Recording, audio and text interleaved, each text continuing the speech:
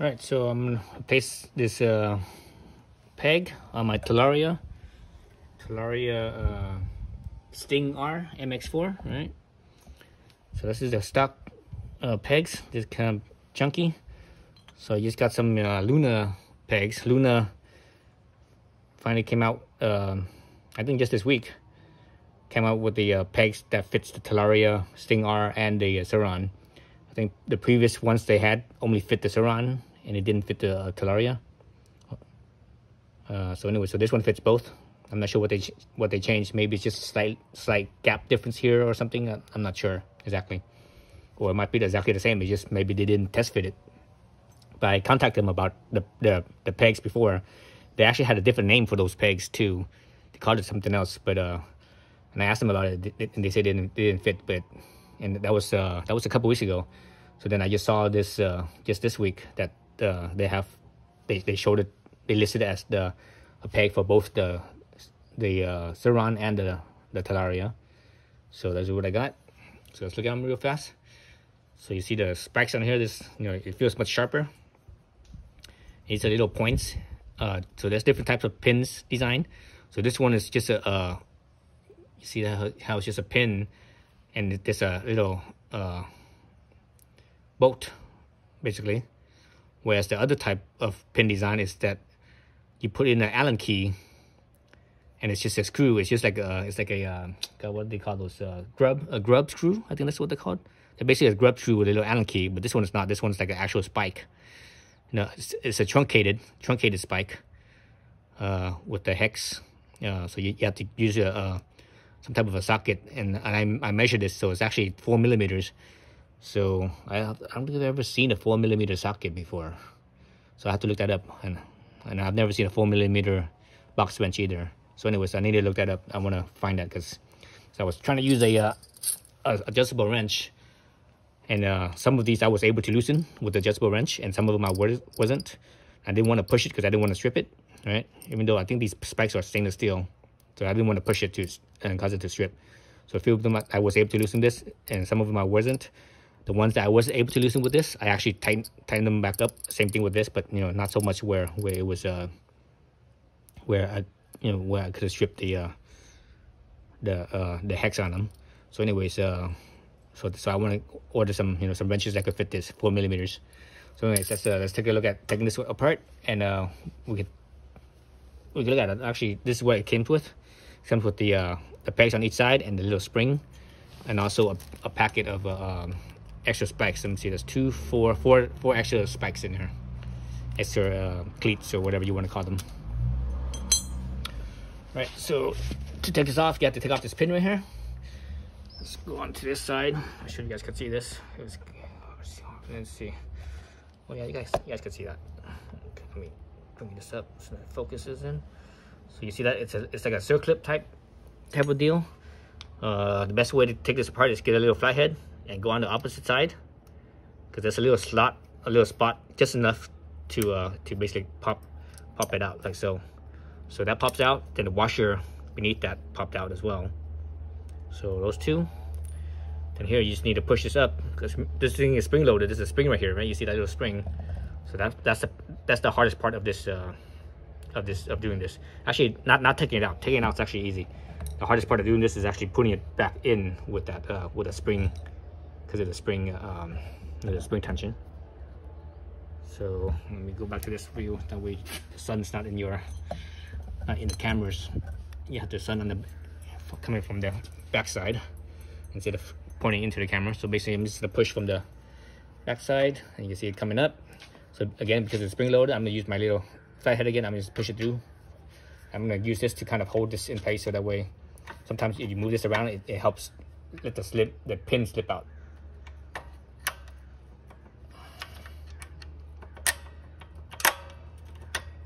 There we go. Oops. See that the spring popped out? It almost popped into my face. So there's the spring. You could probably reuse this spring. I'm thinking. Actually, let's test fit it and see if we could fit it in here. I think it goes in like so. I think you could reuse this pin. Yeah, I think so. Yeah, I don't see why not. Yeah, you could use this pin. but I'm not gonna reuse this pin. I'm gonna use the one that came with the pegs. So actually, let's look at. So this is the original pin right here. Let's look at the one that came with it. So this one is let's see.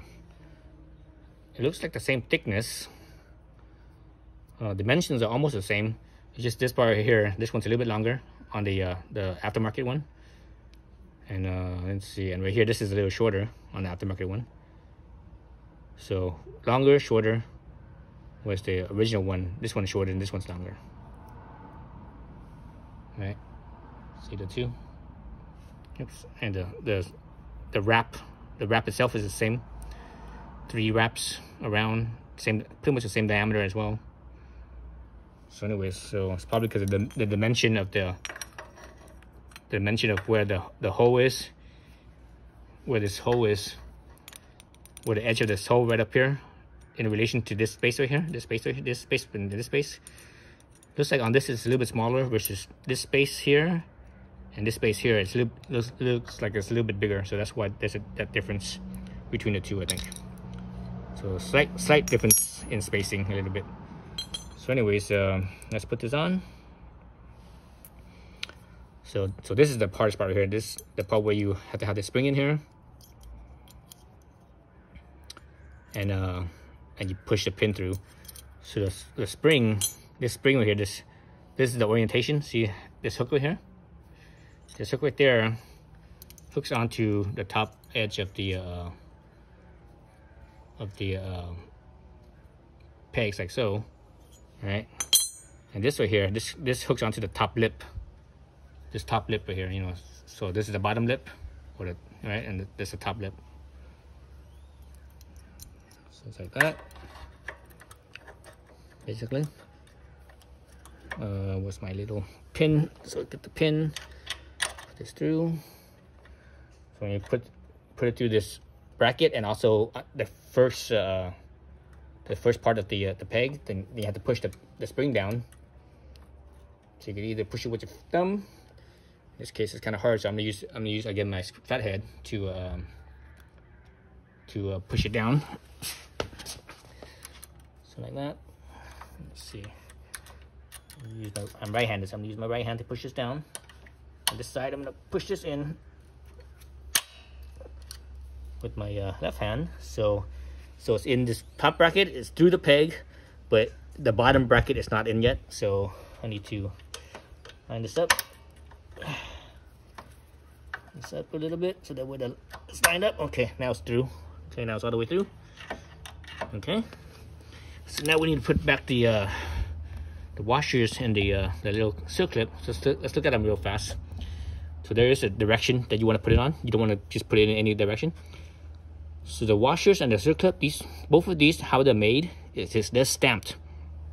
So you have a die that goes through. You know, because both of these are a flat sheet. They're made from a flat sheet.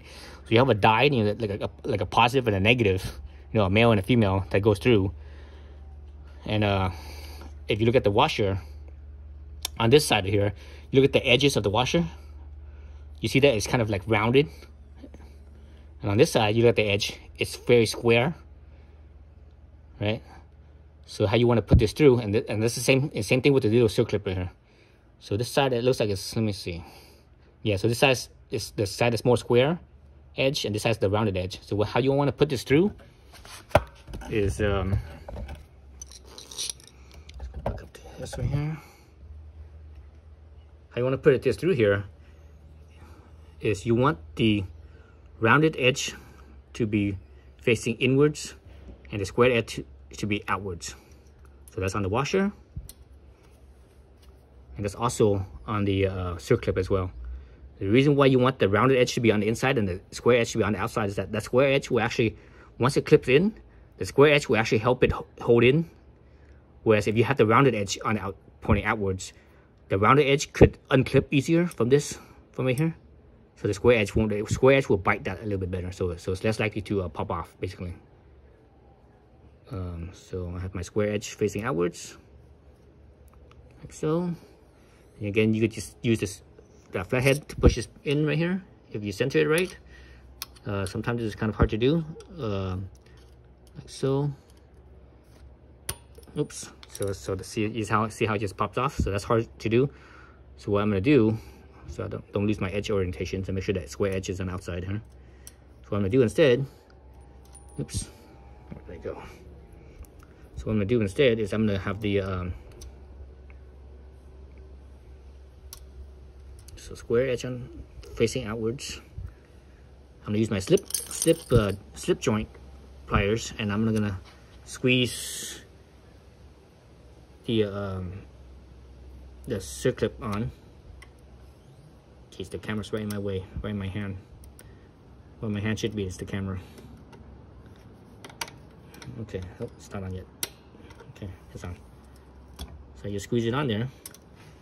Actually, let's go back. Let's go downwards and take a better look at that. Okay, so what I did, let's spin this around so you guys can see that opening edge right there. So you see how it's open on the right hand side. So what I did was I left my slip pliers open like this.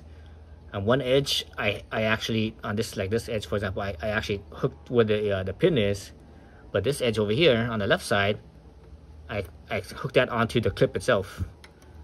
Then I squeezed so that way it would go in. See, like so. You see how this left side, the edge is on the clip, but the right side is actually on the pin. So when I squeeze it, the clip clips in, and it goes in like so.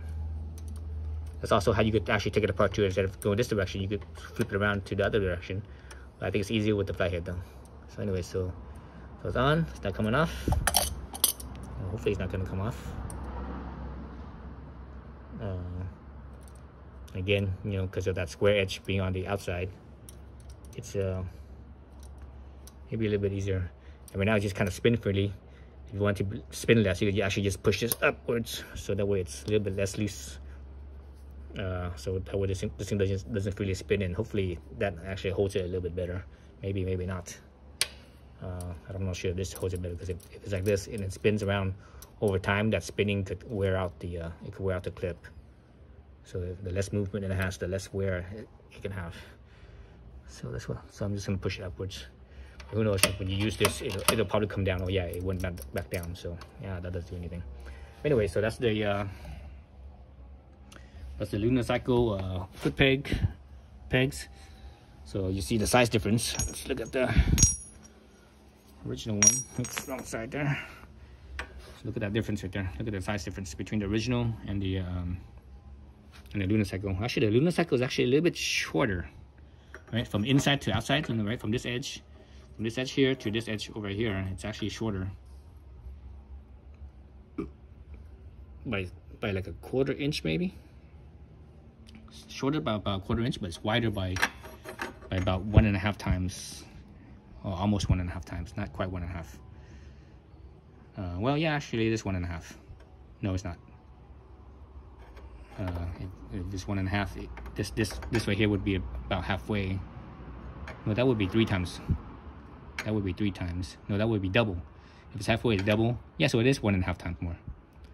It's about 1.5 times more in width. So anyways, the point is that, you know, this will give you nice, good traction, so that way your feet doesn't slip off, especially when the terrain is really rough and technical and you're bouncing around, or if you're gonna do a jump, you know, when you do a jump and maybe when you land, your feet will stay on, which is the original one, where it's all rounded. Your feet could slip from this rounded edge, versus, you know, the cleats on here. Right, so there you go. That's it.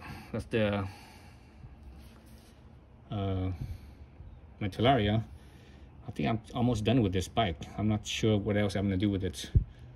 I'm still debating if I want to get a bigger battery or not. I'm gonna do some more riding. I'm gonna do some dirt riding, see what battery life I have left. I'm definitely gonna I'm gonna replace this stock sprocket, because remember, I got the bigger wheels. Well, not the bigger wheels, the back wheels are 18 now, so it's actually smaller, but diameter wise it's bigger. So I'm gonna put a bigger sprocket here, so that way it's a little bit zippier, like using the original wheels and tires, because these wheels and tires are bigger diameter and heavier as well. So the stock tire, or excuse me, the stock rear sprocket is 44 tooth, and I just ordered a 48 tooth, so four teeth bigger. Yeah, so that, and I actually also have to order a new chain because 4 teeth bigger is quite a bit. So this is gonna shrink in by a lot, which I actually don't want. I want to keep it like this, or maybe slightly longer. You know, the shorter it is, the less stable it is. The longer it is, the more stable. And this is a considerable amount. From out right here, you could adjust this axle from right here to right here. That's easily an inch of adjustment. That makes a big difference in length. An inch might not seem like much, but that is a considerable amount of difference. So I want to be on the longer side versus on the shorter side. So I got a longer chain as well. So this chain is a 106 link. So I actually ordered a 1010. I'm probably gonna have to cut it down to 108. I'm thinking for it to fit, but who knows? I'll have to figure it out. Anyways, so yeah, so that's the new foot pegs. And a few more things left to do with this bike, but that's about it for now, for today. Thanks for watching.